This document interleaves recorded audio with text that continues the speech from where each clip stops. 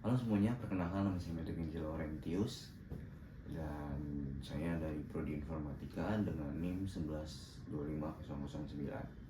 Hari ini saya akan membawakan presentasi tentang manajemen waktu. Ya, kenapa sih manajemen waktu? Karena manajemen waktu itu adalah kunci dari produktivitas dan juga efisiensi dari kita semua. Masuk slide yang pertama. Pentingnya manajemen waktu. Apa saja sih pentingnya manajemen waktu itu dalam kehidupan kita? Saya akan membawakan 4 contoh. Yang pertama itu efisiensi, mengoptimalkan penggunaan waktu untuk hasil yang maksimal. Jadi kita tuh harus menggunakan waktu itu secara seefisiensi mungkin. Dan yang kedua itu produktivitas, mencapai lebih banyak dengan kualitas yang lebih baik. Produktivitas kita itu harus bagus agar hasil kita tuh maksimal, dan juga produktivitas kita itu tuh banyak menghasilkan hal-hal yang berguna. Dan yang ketiga, keseimbangan. Mencapai keseimbangan antara pekerjaan dan juga kehidupan pribadi. Dan yang keempat, stres. Kenapa sih stres? Yaitu mengurai stres melalui perencanaan yang efektif. Jadi jika kita memiliki perencanaan yang efektif, kita juga kan tidak terlalu stres dalam mengerjakan tugas, misalkan tugas yang menumpuk ataupun semacamnya. Yang selanjutnya, mengidentifikasi prioritas. Ya, prioritas itu kita harus tahu gitu apa saja dulu yang harus dikerjakan, seperti halnya kita menetapkan tujuan, mendefinisikan dengan jelas apa yang ingin Anda capai gitu. Jadi apa saja sih yang ingin Anda capai dalam, misalkan hari ini apa kalian tuh bisa mencapai apa sih, mau mencapai apa, kemudian minggu selanjutnya kalian mau mencapai apa, kemudian bulan depan, tahun depan, dan juga beberapa tahun ke depan seterusnya. Dan yang kedua itu mengkategorikan tugas. Jadi kita bisa mengkategorikan tugas, apakah tugas itu penting ataupun tugas itu bisa dikerjakan di hari selanjutnya gitu. Dan yang ketiga itu gunakan matriks Eisenhower. Kenapa menggunakan matriks Eisenhower ini? Yaitu mengkategorikan tugas ke dalam 4 kuadran atau 4 kategori lagi gitu. Jadi seperti misalkan yang pertama itu mendesak dan penting, penting tetapi tidak mendesak, mendesak tetapi tidak penting, dan yang terakhir itu tidak mendesak dan juga tidak penting. Yang selanjutnya itu adalah teknik perencanaan. Apa saja sih rencana yang akan kita buat gitu, misalkan apa saja di hari ini, tugas apa saja yang akan kita kerjakan atau kita selesaikan, proyek apa saja gitu. Nah, yang pertama itu daftar tugas. Kita bisa membuat daftar tugas. Contoh-contohnya tuh seperti buat daftar tugas yang diselesaikan gitu. Misalkan kita membuat list harian ataupun daftar tugas lainnya gitu. Dan yang kedua itu ada kalender. Kenapa kalender ini juga bisa masuk dalam teknik perencanaan? Kalian tuh bisa menjadwalkan waktu untuk tugas dan acara ataupun hal lain gitu. Misalkan di hari ini dan di hari besok saya itu harus waktunya mengerjakan tugas, jadi tidak boleh ada waktu untuk bermain, nongkrong ataupun hal-hal lainnya gitu.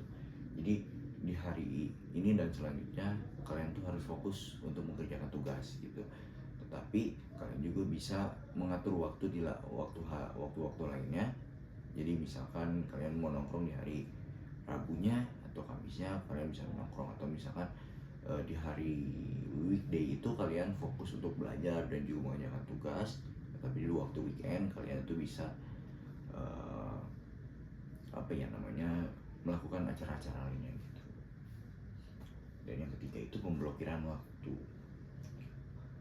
Alokasikan blok waktu tertentu untuk mengerjakan tugas tertentu. Misalkan hari ini jam 7 sampai jam 9 saya akan mengerjakan tugas algoritma, dan juga di hari esoknya di jam 5 sore sampai di jam 7 malam saya akan mengerjakan pekerjaan tugas lainnya gitu.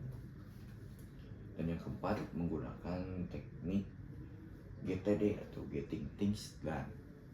Metode ini untuk melakukan mengelola tugas dan juga proyek ataupun pekerjaan atau misalkan acara-acara lainnya itu bisa dilakukan di dalam GTD ini. Yang selanjutnya adalah mengelola gangguan. Apa saja sih hal-hal mengelola gangguan ini yang bisa kita lakukan gitu? Seperti halnya yang pertama itu identifikasi gangguan. Identifikasi gangguan tuh kita bisa mengidentifikasi apa saja gangguan yang membuat kita menjadi menunda-nunda pekerjaan, atau misalkan kita menjadi lebih malas mengerjakan tugas. Dan yang kedua itu membuat zona waktu pekerjaan. Misalkan kalian ingin mengerjakan tugasnya di mana nih, misalkan di kamar ataupun di luar sambil menongkrong sambil mengerjakan tugas juga. Dan yang ketiga itu menetapkan batas waktu pekerjaan. Misalkan kalian memiliki tugas dengan batas waktu pekerjaan dari guru itu jam 9. Nah, otomatis jam 8 sampai setengah 9 itu kalian sudah beres kan. Maksimal itu sampai jam setengah 9 itu harus sudah beres supaya tidak terburu-buru gitu kan dalam mengerjakan tugasnya. Nah, jadi misalkan kalian tuh harus mengetahui jadwal pembelajaran dimulainya tuh jadi jam berapa. Misalkan dari 2 jam sebelumnya kalian sudah mengerjakan tugas. Dan juga menggunakan teknik Pomodoro. Nah, menggunakan teknik Pomodoro ini sangat penting. Mengapa sangat penting? Teknik Pomodoro ini juga dapat mengurangi stres ketika kita belajar ataupun mengerjakan tugas di jadwal kuliah yang padat ataupun misalkan tugas kalian yang menumpuk gitu. Teknik Pomodoro ini dapat dilakukan seperti halnya misalkan kita 30 menit pertama itu belajar mengerjakan tugas gitu, sampai habis 30 menit, 5 menit kemudian kita istirahat seperti jalan-jalan terlebih dahulu atau minum ataupun apapun itu.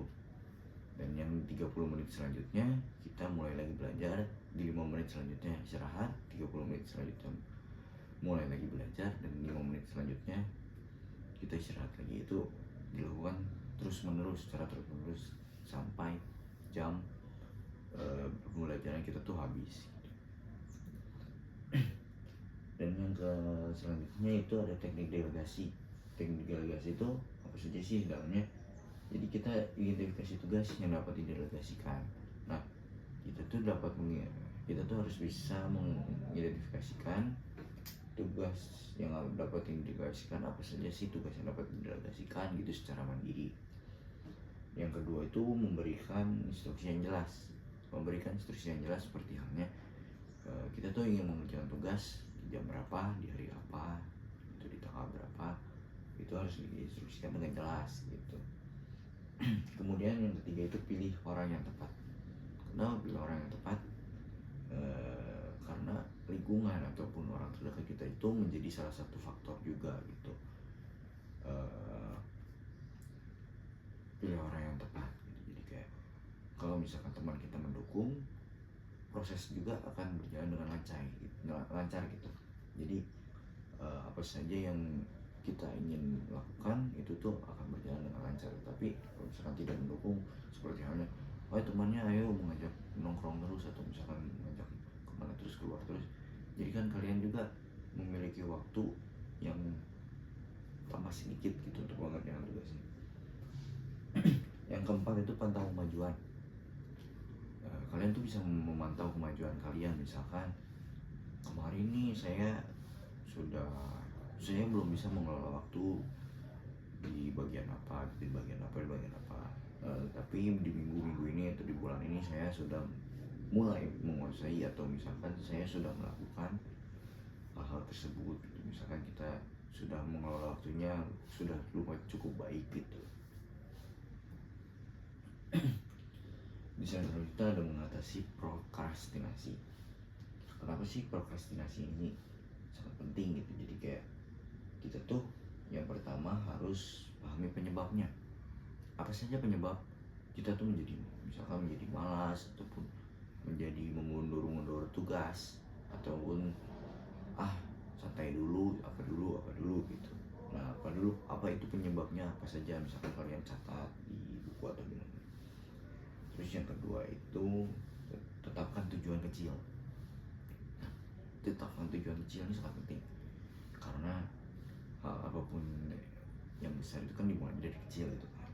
Nah, jadi kita tidak bisa langsung merubah diri kita dengan hal yang besar gitu. Misalkan, oh besok saya harus gini, mungkin itu akan sedikit susah, tapi untuk beberapa orang pasti bisa gitu. Cuman kebanyakan orang kurang bisa dalam memanage waktu langsung dengan hal yang besar gitu. Jadi itu tujuan kecil kamu, misalkan hari ini kamu mau ngapain, deadline jam berapa, dan juga apa saja yang akan dikerjakan gitu dari jam berapa sampai jam berapa. Nah, tetapkan tujuan itu deh yang kecil. Dan yang ketiga itu gunakan aturan 2 menit. Yang keempat, hadiah dan konsekuensi. Nah, jadi hadiah dan konsekuensi ini, misalkan kita sudah dari tujuan kecil itu kita sudah berhasil nih membuat menyelesaikannya gitu ya. Nah, kita tuh bisa memberikan hadiah dengan contoh jadi self reward lah ya. Jadi self reward kita tuh apa? Misalkan kita sudah mengerjakan tugas ini, kita akan makan di mana, ataupun saya akan membeli apa gitu untuk diri saya sendiri. Dan begitu pun sebaliknya, kalau misalkan saya tidak bisa menyelesaikan tersebut, saya harus memiliki konsekuensi. Misalkan konsekuensinya apa, ataupun usaha berapa, ataupun saya tidak boleh keluar malam ini, atau saya untuk seminggu ini harus fokus belajar gitu. Yang selanjutnya, ajarkan untuk bertindak. Dan itu terapkan teknik, implementasikan teknik-teknik yang telah dibahas. Jadi teknik-teknik tadi itu bisa kita implementasikan di dalam diri kita gitu. Jadi kita tuh bisa hidup lebih teratur, dan juga manajemen waktu itu di dalam diri kita itu terpakai lah gitu. Yang kedua itu terapkan prioritas atau identifikasi dan fokus pada prioritas utama diri kita sendiri itu. Jadi kita harus menentukan mana saja prioritas yang harus kita kerjakan terlebih dahulu. Dan yang ketiga, evaluasi secara berkala. Tinjau dan sesuaikan praktik manajemen waktu secara berkala. Misalkan tinjau apa saja sih yang sudah dilakukan, apa saja yang sudah dikerjakan di hari ini, apakah itu sudah, misalkan kalian sudah mencapai targetnya atau belum gitu ya. Dan yang selanjutnya, evaluasi dan penyesuaian. Yang pertama, tinjau kinerja diri kita sendiri. Yang kedua, identifikasi apa saja yang perlu diperbaiki dalam diri kita gitu. Misalkan dari hal-hal tersebut apa saja yang harus diperbaiki. Yang ketiga itu sesuaikan rencana. Dan yang keempat, terus belajar. Jadi kita harus terus belajar secara bertahap sampai nanti akhirnya kita bisa melakukan manajemen waktu ini. Nah, kesimpulan yang terakhir adalah manajemen waktu yang efektif sangat penting untuk meningkatkan produktivitas kita dan mencapai keseimbangan antara pekerjaan dan juga kehidupan pribadi. Dengan mengidentifikasikan prioritas, merencanakan dengan baik, dan mengelola gangguan, Anda dapat mencapai tujuan Anda dengan lebih efisien. Dan ya, segitu saja dari saya. Maaf apabila ada perkataan yang kurang dan juga ada kesalahan dari pembicaraan presentasi kali ini. Segitu saja dari saya. Terima kasih.